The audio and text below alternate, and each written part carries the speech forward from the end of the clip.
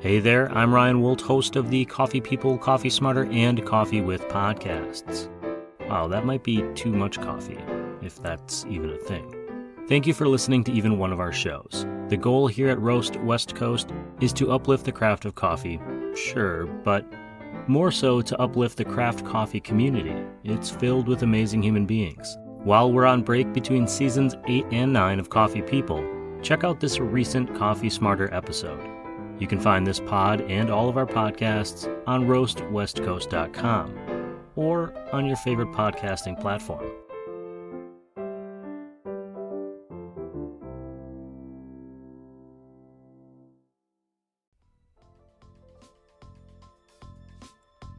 The Coffee People podcast is presented by Roastery Coffee Packaging. Roastery is the digital printing company that makes custom printed packaging for coffee products. They create packaging that make even small roasters look like a really big deal. At roastery.com, you'll find out about their fast turnaround time, high-quality product, and low printing minimums. It's what separates them from the rest of the industry. Roastery will quickly become your favorite source for custom American-made product packaging. They work with small, mid, and large coffee roasters, so if you're ready to upgrade your coffee packaging, go to roastery.com to learn more and connect with the team. Link in this podcast's show notes.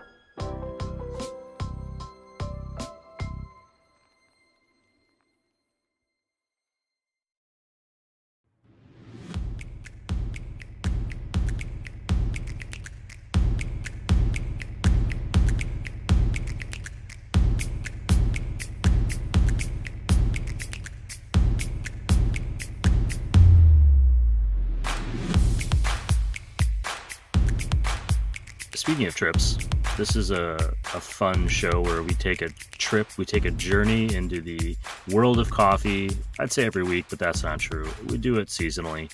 Welcome to Coffee Smarter. This is a chat hosted by me, Ryan Woldt of the Roast West Coast Coffee Podcasting Network. On this show, we try to help listeners and readers of the newsletter at roastwestcoast.com make a better cup of coffee at home, or just, appreciate their coffee drinking experience a little bit more smarter, a little bit more intelligently. I'm joined by Chris O'Brien. He's the kind of guy who will get married on a boat in international waters but not tell anyone. He's also the owner and head roaster of Coffee Cycle Roasting in Pacific Beach, San Diego. Welcome to the show, Chris. Thank you, Ryan. And do you know any ship captains by any chance? I actually do. I'll get you in touch. Get me that info before the end of the show. I mean, ship is a strong term. Dinghy? Small sailboat? I'll take it. I know a guy with a pontoon. Ooh. This is our last episode of season 2. No. I know. We did 11, but you can only learn so much in a given period of time before we've got to rest our brains. I wanted to just sort of recap a little bit about what we've talked about in the first 2 seasons. The first season was heavy on brewing and a little bit of background into brewing a cup of coffee. This second season, we've kind of expanded our visual a little bit beyond just the brewing mechanism into the things that impact our coffee, like sugar and milk, which we've talked about recently, but much more than that. So I wanted to just give everyone, let's say, our top 4 or 5 tips if they're just getting started in coffee brewing at home, like where they care about it and they can see a world in which this is an important part of their day, where they should put their focus. And I made some notes. I'm assuming you made some notes.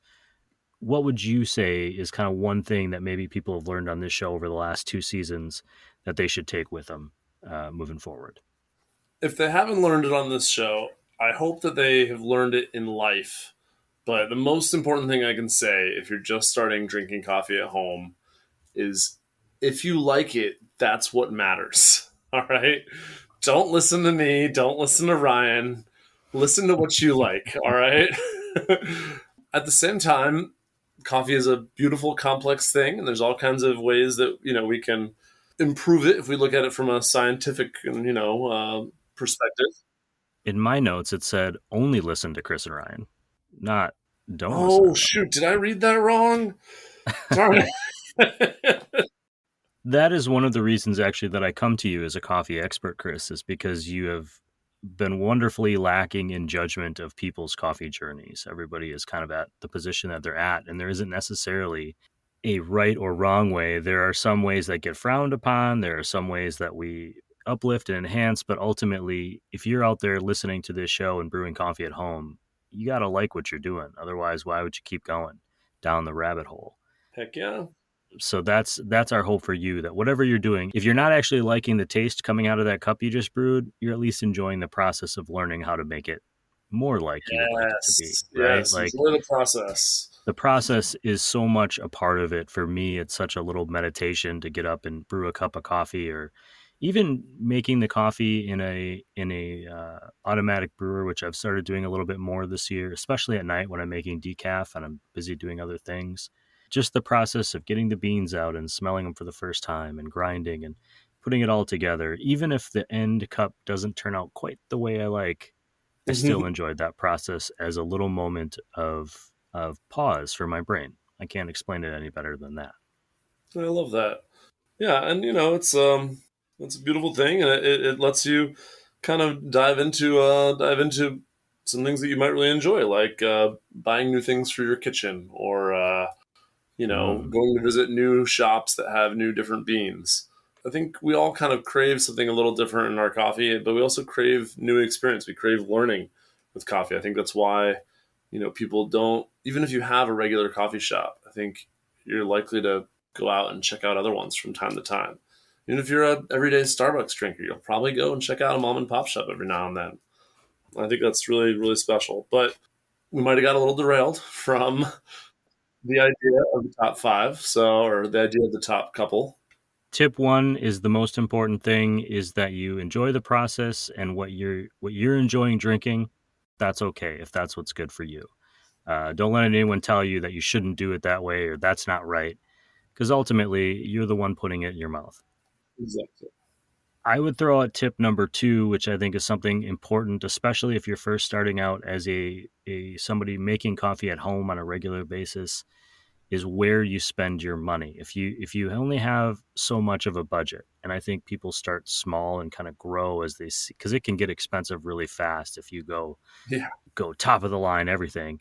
But if you only have so much money and you've got to kind of allocate it, what is the most important thing for people to spend that money on at the beginning? I mean, I would say good coffee beans. And I think you were probably expecting me to say a good grinder, but I was. I think good coffee beans is the most important thing, because especially if you're getting good coffee beans, you're probably getting them from, a small local roaster, or at least, some kind of high quality ethical roaster of some sort. And they can always grind it for you. While pre-ground coffee might get stale faster, it will get stale faster. There's nothing wrong with stale coffee. It's just not going to taste quite as good.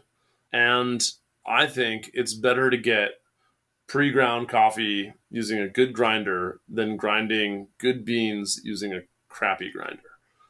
Buying a nice grinder for home can be expensive. It's minimum 65 to 100 plus bucks. I mean, really, you could probably get away with like 30 something if you're hand grinding, but if you're going electric, you're really probably spending at least $100, and that's tough for a lot of people. So if you can have the regular budget to just buy good coffee beans from your local roaster and then have them grind it for you, I think you're doing just fine. We're gonna drink it pretty quickly anyway, especially if we don't buy too much at a time, and they should be happy to grind it for you. What about buying coffee from, say, a grocery store or a market where they have one of those grinders sitting on the shelf there and you can grind your own there? I'm actually going to recommend you don't use those. There's a couple reasons not to, and it's actually, it's funny that that came up because we've never talked about that before. No. And all the episodes we've done, we've never talked about that before. So one, those grinders are very likely contaminated with flavored coffees. Flavored coffees are made by taking roasted coffee beans in a large roasting facility and putting them in a rotating drum with flavor oils, like a hazelnut oil or something, to make a hazelnut flavored coffee. And those Mm. oils are going to get stuck inside that grinder, and they're never going to come out. Never. If somehow the stars just aligned, and you even got a grinder that had never been contaminated by that, and it only had the best beans sold at the grocery store gone through it. Most grocery store grinders are a very strange hybrid, not hybrid, but they're a very strange version of burr grinder that we've never really talked about. And I went through my coffee career for a long time without ever learning about this type of grinder, but it came up for me. Luckily, I had learned about it by the time I had a wholesale client who bought one. Don't try to buy an old grocery store grinder and clean it out, because the burrs in there are not the same kind of burrs that we use in burr grinders. When we talk about burr grinders, they're what's called crushing burrs rather than cutting burrs. A cutting burr is like a flat or a conical surface with a lot of like not super sharp edges, but kind of these like little angles that are somewhat sharp, but not, they're not going to cut you too easily, but they cut the beans apart. And a crushing burr sort of looks like a flat wheel with a bunch of little pegs sticking out of it. And the point of the crushing burr over the cutting burr is that it basically never wears out. So a grocery store can grind hundreds of thousands of pounds for whoever is coming in and grinding their coffee, and the grind quality will stay the same, but it's not a very good grind quality. I was able to get a grinder like that for free once, and I thought, oh great, I got this commercial grade burr grinder for me to play with. And I opened it up and I looked at these burrs and I was like, what the heck is that? So I had to look it up, and I learned a lot about it. And then I had a wholesale client who was struggling to get good results out of the coffee I was selling them. And I looked at their grinder and I was like, guys, this is not going to work very well. So it really only works for really dark roasted, kind of poor quality coffees or oil flavored coffees where the grind quality just doesn't matter as much. It's going to be kind of crappy regardless. It's going to be bitter. You're going to want to add sugar and milk no matter what. So yeah, don't use the grocery store grinder. Sorry, that was a long tangent. That's all right. So to recap, tip number 2 is if you can afford good beans, go with good beans. And if you don't have a great grinder at home, or you can't afford to buy a good one, ask your local roaster to grind it, but maybe not the grocery store. Perfect. Tip number 3 of 5, which is going to take us 6 hours.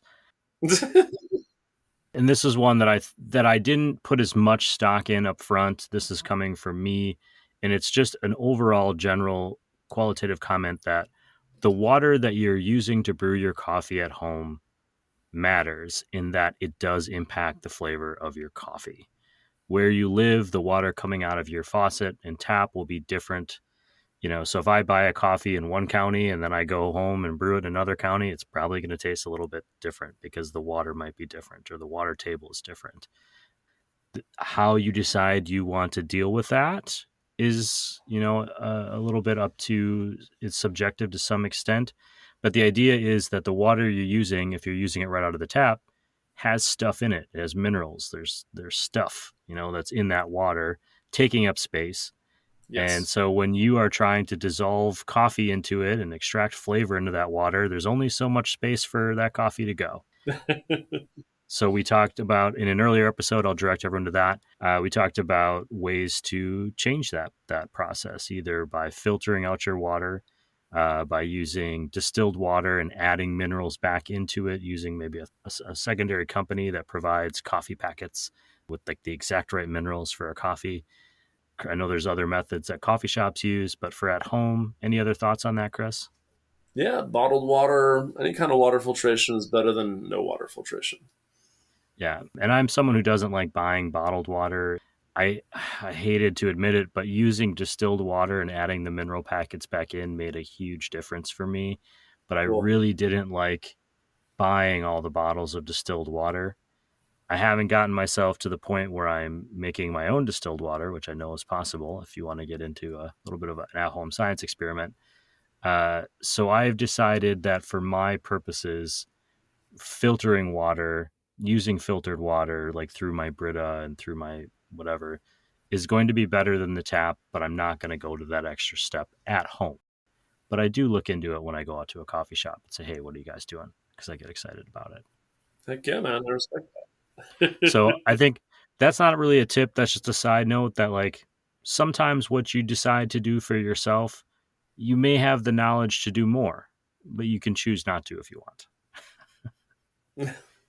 Well, and that's that's a good thing with the next note that I was shared with, which is not to get too hung up on trying to do everything. You don't have to make the perfect cup of coffee at home. You don't have to make it exactly with everything right. If I was teaching a former cohabitant of mine in my apartment how to make coffee on my little coffee maker setup, and told them to pour 400 grams of water in there for this recipe. And they came to me and they said, "Oh shoot, I messed it up. I'm sorry. I poured 404 grams." And as someone that's made six pour overs at the same time, like, it doesn't have to be exactly perfect. A lot of what we do tries to kind of make it so that it's going to be okay with a little variation. So don't overlook the what. How did you put it, Ryan? You said don't. Don't overlook the good in favor of the perfect. There you go. That was it. Just because it isn't perfect doesn't mean it's not enjoyable. It doesn't take away from that moment when everything comes together in the right way and you brew that perfect cup of coffee and you take that first sip and and your eyes get real big and you turn around and really excitedly tell your cohabitant or your spouse, and they look at you like, I don't give a shit. But you're excited, right? I'm excited. And so those moments are amazing. But that doesn't mean I don't enjoy just about every cup of coffee that I drink at home. A lot of them aren't perfect. Have you heard the term that espresso enthusiasts usually refer to that they're chasing? Have you heard this? The No. God shot. Oh, yes, I have. The God God shot. shot. Yes. And that's awesome. That is a worthwhile goal, but it's probably not realistic for 99% of us who are brewing coffee at home before going off to our jobs, or Yes. taking care of kids or walking the dog or whatever it is that we do with our daily lives. If you're like me, you're working on this show and learning more about coffee. And even I'm not necessarily going all out every single day. You add skills. But the things that we can do every day help. Yeah. Yeah. You add skills that just sort of layer and layer and layer until they become habits, and all of a sudden, most of your coffees are pretty damn good. That's, I think, 4 official tips. I was just going to do 5, but I say we just, we could add 1 or 2 more. Chris, you got anything to say about freshness and storage? I know we talked about that at some point. Yeah. No, I mean, I think coffee freshness and storage is a really important thing to have on our top list, because coffee, while not exactly being perishable, is better when it's in the right freshness window. So I'll say, trying to store your coffee so that it's not being assaulted by light and heat, or by, all the flavors and smells that are on the inside of your freezer. Trying to store it in the back of a cool, dark cupboard with, an airtight container, ideally with the air squeezed out of it, like a plastic bag or something. Just try to keep it fresh if you can, but also knowing that coffee can be too fresh, and that you do want to wait at least a couple days, if not a week or so, from roast before you drink it. And that's something that a lot of people that have been getting into this whole coffee thing for a while still don't always know. Especially with espresso, you don't want it to be too fresh. That can be a real problem, or a real opportunity. If you let your coffee age a little bit before making an espresso out of it, it can be a lot better. So yeah, just paying attention to freshness, paying attention to how you store it, and knowing that what you think you might know might be different, which kind of leads us to number 6 pretty well, which is to ask around for advice, to look for more information, to always be learning, to always listen to this show and know that I'm wrong sometimes, and what I like might be something that you don't like, and that's okay. And just always be trying to be better, because so much goes into this beverage that we take for granted. This is a lot of the reason you and I both got into coffee and do this sort of show, is that there's a lot of passion behind what makes your daily cup of coffee. And it's not just your passion in your kitchen at home. It's not just the roaster's passion who made it for you. It's the people that are growing it, the people that are harvesting it, the people that are exporting it and importing it. And it's an incredible journey that this beverage takes to get to palate every morning. And so just to respect that and just always try to remember that and appreciate it and try to do a little better by it. I would close this out by saying, just expanding on that note, and by saying, if you've listened this long, I mean, let's be honest, if you've suffered through the first 2 seasons of this show and the numerous episodes of Coffee Smarter on the Roast West Coast original podcast, you obviously care about your coffee. And if you care about your coffee, take a minute to care about the people that are roasting it, the people that are growing it, the people that are shipping it, and realize in a good way that wherever you are, drinking your coffee or brewing it in the morning at your home, you are connected to this entire network of people around the world. And that's my favorite thing about coffee generally, is how at any given moment I can both simultaneously feel connected and small in a good way. Like I'm only one part of this little cog that creates opportunity, that creates community, that is like the lubricant for conversation and brings all these interesting people together that may have never come together before. The coffee shop it's the reason why revolutions begin in coffee shops, and why couples get together and end up getting married in coffee shops, and books are written, and it's an incredible environment and an incredible industry to be a part of. And I'm grateful that I even get to kind of step around the edges. Well, I'm happy to have you here with me, Ryan, and this show is just a real pleasure to be a part of. Thank you. You're welcome.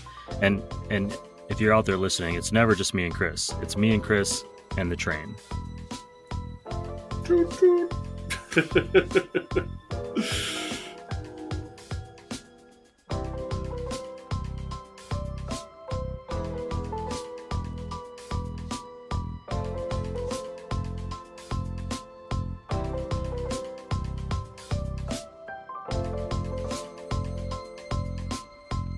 Some key takeaways from today's pod.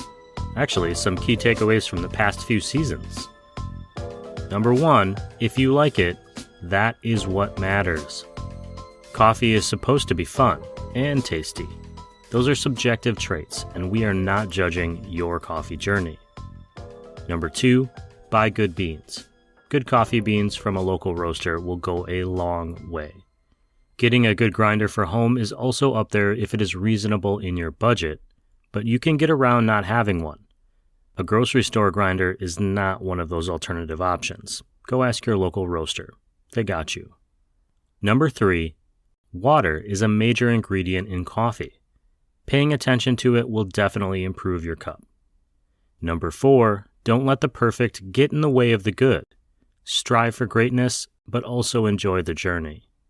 Number 5, store your coffee in a cool, dark place with minimal exposure to oxygen. It's better just to squeeze the air out and leave it in the bag it came in than keep it in a clear plastic hopper attached to the grinder. And finally, take time to care about the greater community of coffee. You are connected to people around the world, including farmers, pickers, importers, roasters, baristas, and so on. You are part of the chain that drives economies and politics and inspires creativity and productivity. That's pretty cool. That is all for our show today and for Season 2. We'll be on a short break, but still dropping some content regularly in the form of classic segments from our previous Coffee Smarter efforts on the original Roast West Coast Coffee podcast. Be sure to stay tuned and give those a listen. The goal of the Coffee Smarter Show is to help you make a better cup of coffee at home, or better appreciate the experience of getting a crafted cup of coffee out in the world. This podcast is part of the Roast West Coast Coffee Network, and we're grateful you're here. If you have coffee questions, please send them in to coffeesmarterpodcast@gmail.com. You'll find Coffee Smarter Show recaps, details, and more coffee information, including these tips and more, in this show's newsletter, which you can find at roastwestcoast.com. Please subscribe. Adding to the free and paid subscriber rolls is how we prove to Roast West Coast's amazing coffee industry partners that they should continue to support this coffee podcasting effort. Those partners include Coffee Cycle Roasting, Ignite Coffee Company, Maria Coffee, First Light Coffee Whiskey, Cape Horn Coffee Importers, Zoombar Coffee and Tea, Ascend Coffee Roasters, Steady State Coffee Roasting, a San Franciscan roaster company, Crossings Coffee, Civets Roasting Machines, Acento Coffee Roasters, Camp Coffee Company, Hasea Coffee Source, and Moster Coffee Company. This episode of the Coffee Smarter podcast has been written and recorded by me, Ryan Woldt. Chris O'Brien joins me as an executive producer. Thank you for listening to another season of Coffee Smarter. We'll be back with new topics, new tips, and more off-kilter banter, as well as some special Coffee Smarter guests in Season 3. Until then, be awesome and drink good coffee. Smarter.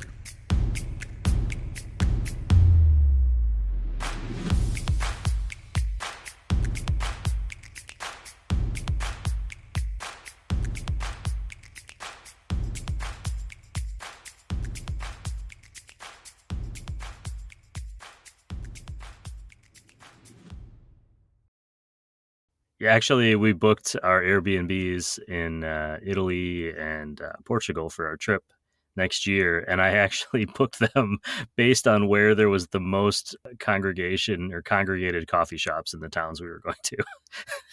Wow. So if that says anything about my priorities, when people go, what do you want to do? What tours do you want to take? And I'm like, well, where are the coffee shops? I wonder, is Narcan effective on caffeine overdoses? Narcan, that stuff they give you, I mean, that is a huge leap from my little nice conversation about Italy. I don't know. I guess we'd have to do some research. Maybe episode 1 of season 3, everyone.